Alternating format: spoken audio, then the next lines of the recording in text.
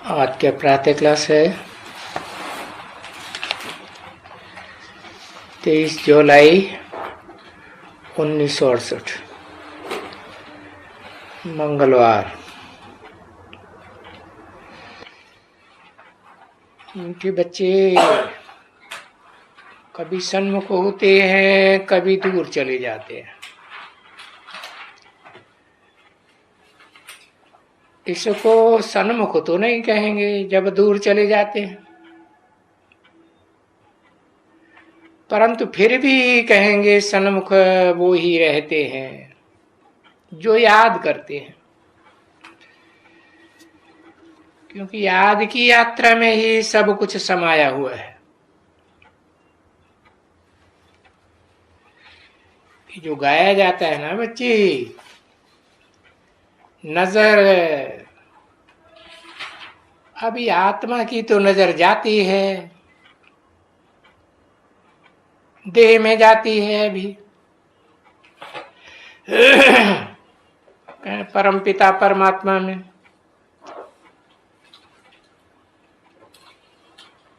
और तो उनको कुछ अच्छा ही नहीं लगता है जो याद में रहते हैं।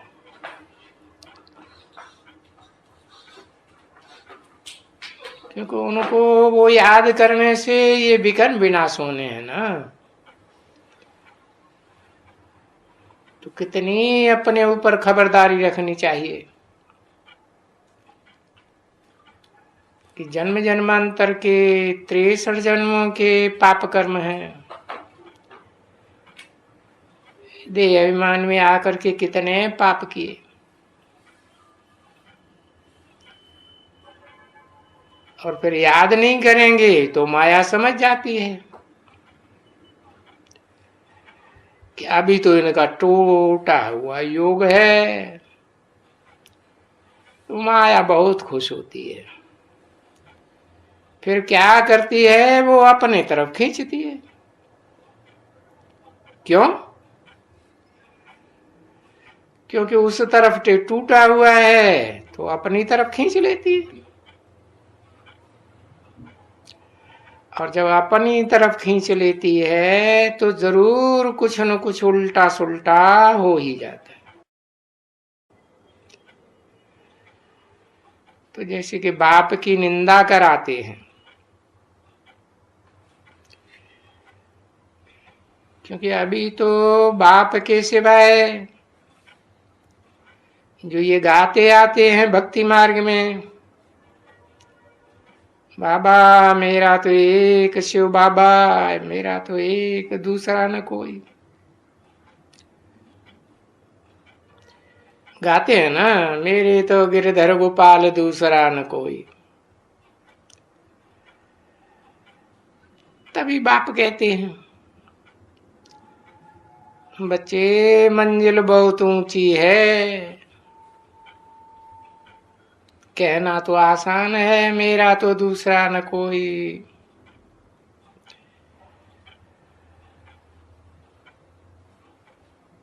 काम करते हो तो बाप को याद करना है, ये फिर है ऊंचे ते ऊंची मंजिल। क्योंकि काम तो देह की इंद्रियों से किया जाता है, और देह में, देह भान में, देह की इंद्रियों में भरा हुआ है देह भान। तो फिर काम करते बाप को याद करने की बहुत प्रैक्टिस चाहिए, अच्छी तरह से। नहीं तो कोई न कोई हालात में, कोई न कोई स्थिति परिस्थिति में कुछ न कुछ निंदक बने ही जाते हैं, निंदा करते हैं। उल्टा काम करने से निंदा होती है बाप की। फिर गाया हुआ है, क्या गाया हुआ है, सदगुरु निंदक ठौर न पाए। सदगुरु की निंदा कराने वाला हुआ,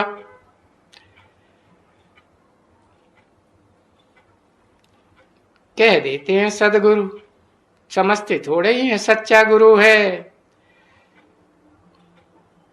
तो गाते हैं एक सदगुरु निराकार अकाल मूर्त, जिसको कोई काल खा नहीं सकता।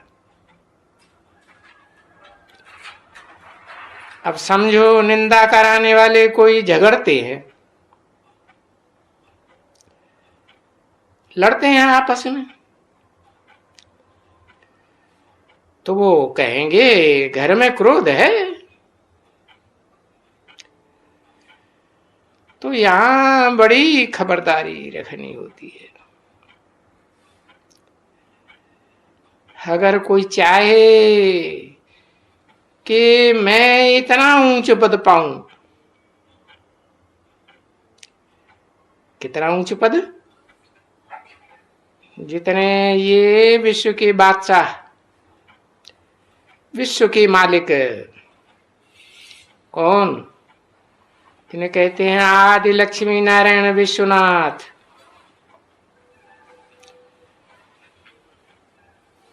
तो इतना ऊंच पद पाऊं तो जैसे भक्ति मार्ग में कहते थे, मेरा तो एक फिर दूसरा न कोई,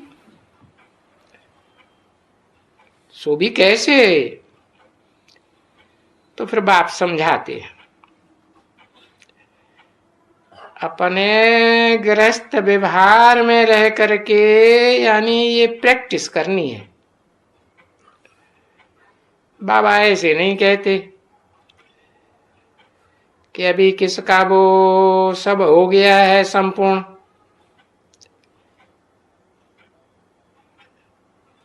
कोशिश समझ करके करनी है, करनी ही चाहिए। कि हम देह अभिमानी बनने से कुछ न कुछ उल्टा काम कर ही देते, और उल्टा काम होता है तो बाप की निंदा कराते हैं।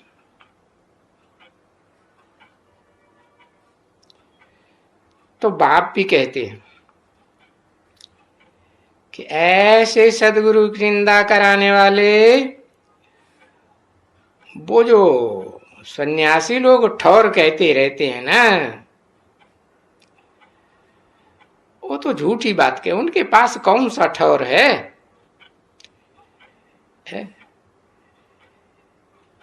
ये तो कहते हैं कि हम नारायण बनेंगे, लक्ष्मी बनेंगे।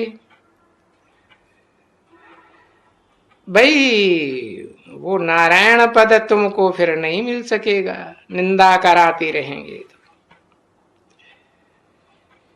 इसलिए अभी से ही ये पुरुषार्थ करते रहो,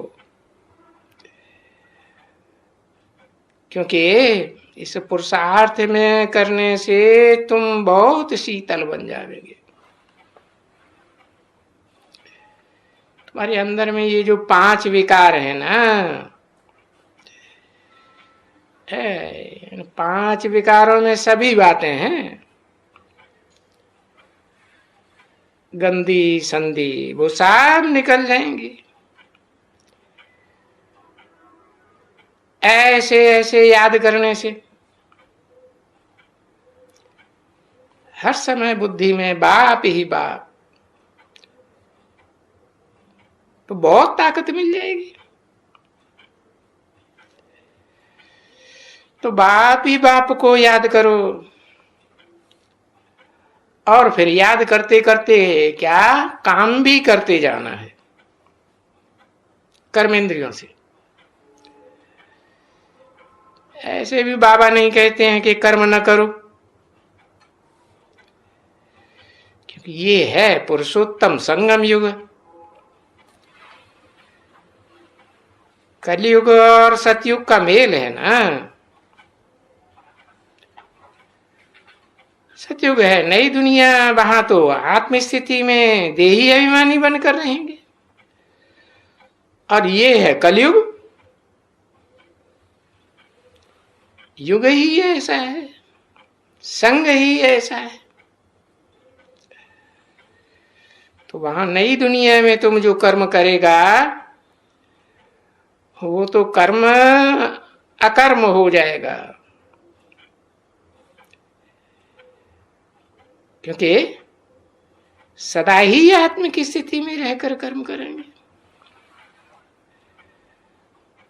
तो वो यहाँ कलयुगी दुनिया में तो वो बात ही नहीं है। और पिछाड़ी में कलयुग में जो कर्म करते हो वो तो फिर विकर्म ही बन जाएगा, घोर कलयुग। अभी ये है संगम युग।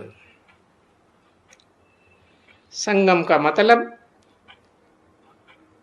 नई दुनिया, पुरानी दुनिया, तामसी दुनिया, सात्विक दुनिया, दोनों का मेल है। तो इस संगम युग में सीखना होता है, अच्छा क्या है, बुरा क्या है, सीखना है। और नई दुनिया में जाएंगे तो वहां तो फिर सीखने की कोई बात ही नहीं। तो आत्मिक स्थिति रहने से सब सुधरेले।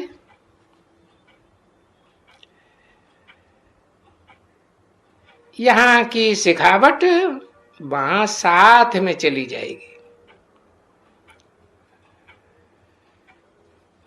तो इस पुरुषार्थ में बहुत भारी मंजिल है। बहिर्मुखता अच्छी नहीं होती है,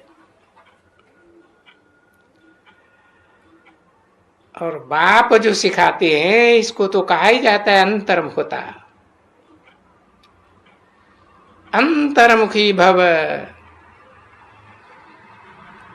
अंदर ही अंदर मनन चिंतन मंथन चलता रहे।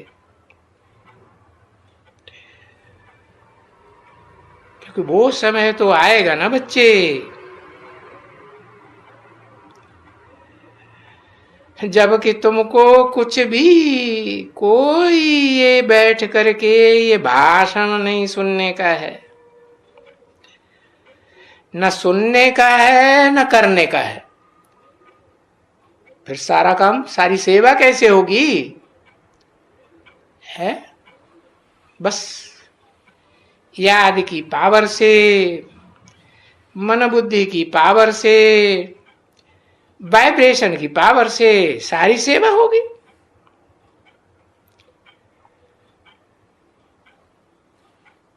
तो न मुख से भाषण करना है और न किसी का भाषण सुनना है। नहीं, ये अंतर्मुख हो जाएगा। कौन है? कौन? दाढ़ी वाला? अच्छा, ये अंतर्मुख हो जाएगा, हो जाएगा। हाँ, मुकर्रर रथधारी आत्मा जिसमें प्रवेश करती है वो साकार शरीरधारी अंतर्मुख हो जाएगा। मन तुम बच्चे नंबरवार अंतर्मुखी बनेंगे। बस पीछे और कुछ भी नहीं रह जाएगा सिवाय एक बाप के। क्योंकि आए भी थे, ऐसे ही आए थे ना, कोई की भी याद तुमको न थी।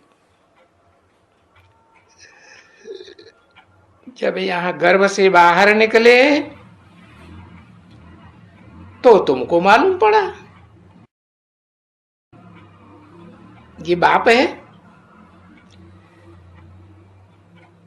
लौकिक बाप का भी बाद में मालूम पड़ा जब गर्भ से बाहर आए। और ये है अलौकिक बाप, पारलौकिक बाप। यहाँ कौन सा गर्भ है? यहाँ है ज्ञान गर्भ। नहीं तो जब तक गुप्त गर्भ से बाहर नहीं आते हैं तो मालूम थोड़ा पड़ता है कि ये हमारी मम्मा है, ये फलाना है। नहीं मालूम पड़ता है तो कहेंगे अज्ञान। जानवर मिसल बन जाते हैं। तो अभी जो जाते हो तो भी इस हालत में जाना पड़े कि हम सिर्फ एक बाप का है। क्या है? दूसरा कोई संबंध नहीं, हम एक बाप का बच्चा। वो हमारा बाप, हम उसका बच्चा। दूसरा कोई भी संबंध बुद्धि में नहीं आना चाहिए। हो बाबा तुम्हारे पुरुषार्थ की मंजिल बताए देती है। भले पुरुषार्थ पूरा होने में अभी टाइम तो बहुत पड़ा है, परंतु शरीर के ऊपर तो कोई भरोसा नहीं है ना बच्चे। तो कोशिश करके ट्रायल करते ही रहना चाहिए है। अरे बाहर तो बाहर, घर में भी शांति होनी चाहिए। घर में कोई भी क्लेश वगैरह नहीं होना चाहिए। न मनसा के वाइब्रेशन में, न वाचा में, न कर्मणा में।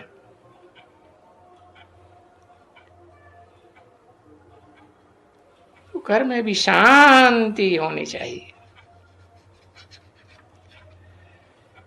घर में कोई भी क्लेश वगैरह नहीं होना चाहिए। क्यों? क्योंकि आजू बाजू वाले भी तो देखेंगे ना, देखेंगे इनके घर में कितनी अशांति है। चिल्लाना बिल्लाना और कुछ भी नहीं तो भी अशांति तो कहेंगे ना बच्चे। और तुम बच्चे रहते हो शांत, क्योंकि बाप से पहला पहला वर्षा तो तुम शांति का लेते हो ना।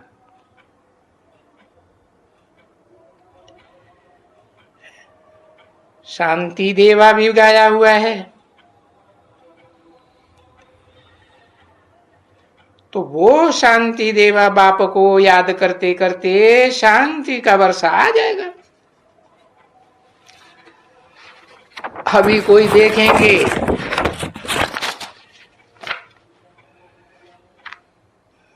क्योंकि तुम बीच में हो कांटों के जंगल में।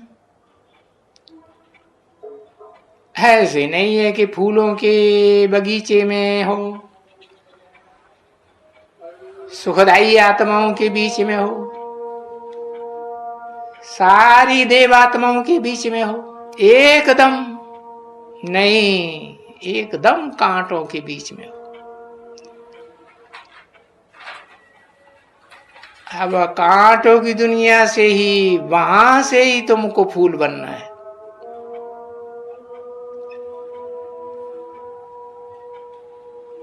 23/7/1968 की प्रातः क्लास का दूसरा पेज, दूसरी लाइन। तो कांटों की तरफ, कांटों की तरफ जाने से, कांटों के साथ रहने से कांटा नहीं बन जाना है। नहीं, जितना जितना बाप को याद करते रहेंगे और बंद रहेंगे, बंद रहेंगे है। वाचा से भी बंद, शांत रहेंगे, वाइब्रेशन में भी शांत। कोई भी कुछ भी उल्टा सुल्टा बोलते हैं तो भी क्या करो, शांत रहो। शांति, क्योंकि है ही आत्मा शांत स्वरूप। तो जब आत्मा अपने स्वधर्म में है, आत्मा का स्वधर्म शांत है ना, तो फिर उनको कुछ होता थोड़े ही है। तो तुम जानते हो कि हमको कहां जाना है? हमको जाना है शांति धाम, घर जाना है, आत्माओं के घर, उस अवस्था में जाना है। तो शांति जैसा वो पुरुषार्थ फिर और कोई भी नहीं होता है,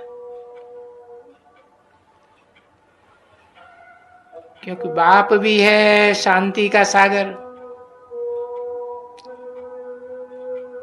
और वो बाप ही कहते हैं कि मेरे मिसल तुम सबको शांति का सागर बनना चाहिए।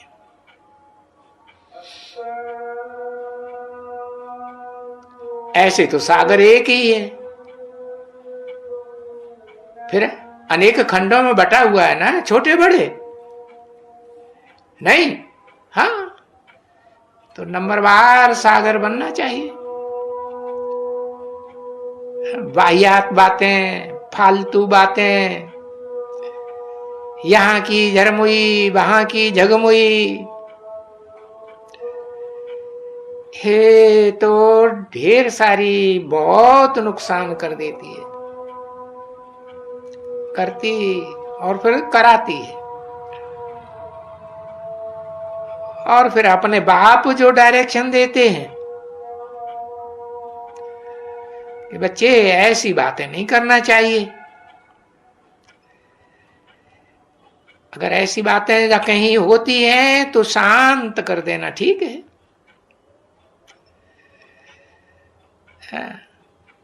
नहीं तो क्या होता है, निंदा कराने के निमित्त बन जाते हो।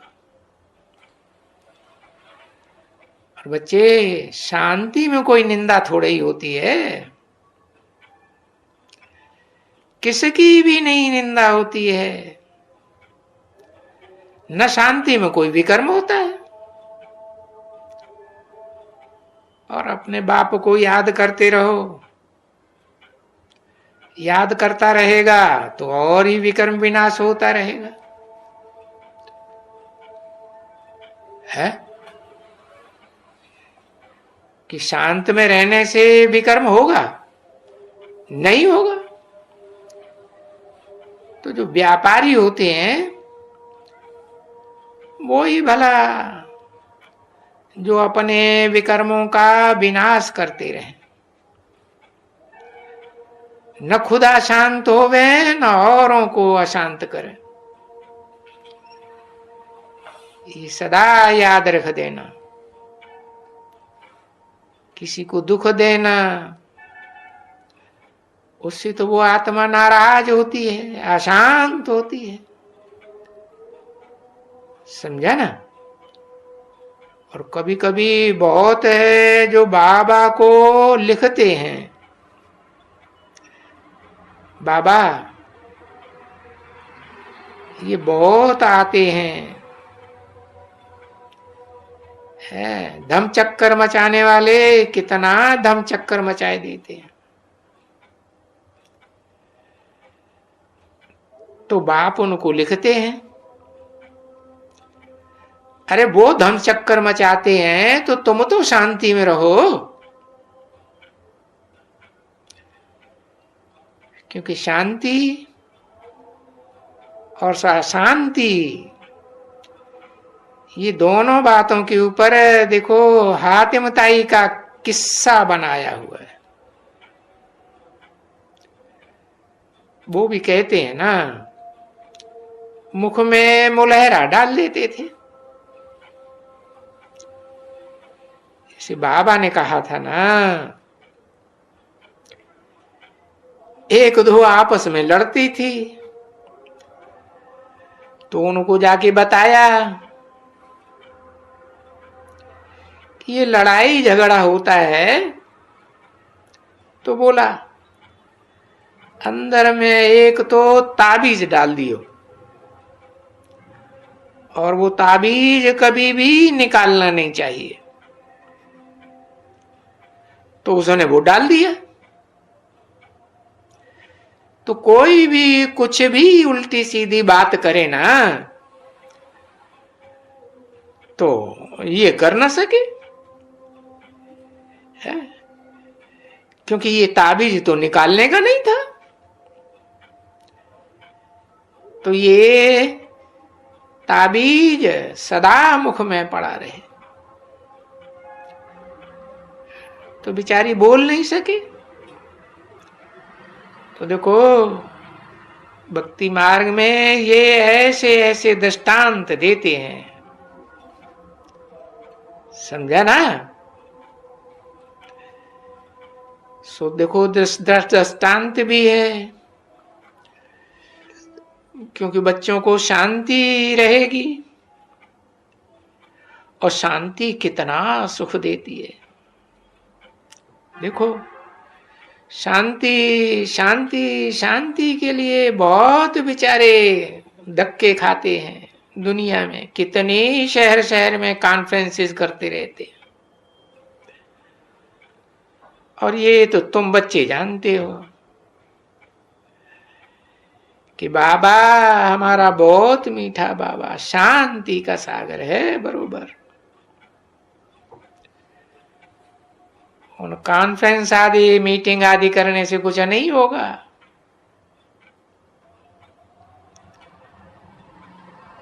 तो पुरुषार्थ कराते रहो, कराते रहो। शांति ही विश्व में स्थापन करेगी, शांति की दुनिया, नो अशांति एट ऑल। ये तो जानते हो ना बच्चे, याद करो अपने भविष्य मर्तबे को। जहां नई दुनिया में एक ही धर्म होता है, दूसरा कोई धर्म ही नहीं होता, तो लड़ाई झगड़ा मारा मारी होगी, सवाल ही पैदा नहीं होता। तो देखो उसी को ही शांत कहते हैं, विश्व में शांति।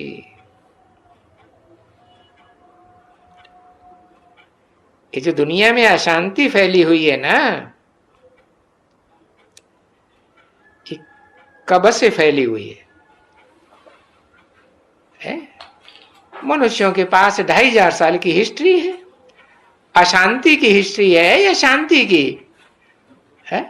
अशांति की। अनेक धर्म हैं, अनेक राज्य हैं, अनेक भाषाएं हैं, अनेक कुल हैं, अनेक जातियां हैं, कि एक है? अनेक हैं, इसलिए अशांति। तो बाप आए हैं ऐसी दुनिया बनाने के लिए जहां एक धर्म, एक राज्य, एक भाषा, एक कुल, एक मत, सबकी एक मत। ऐसी दुनिया में होगी विश्व में शांति। ओम शांति।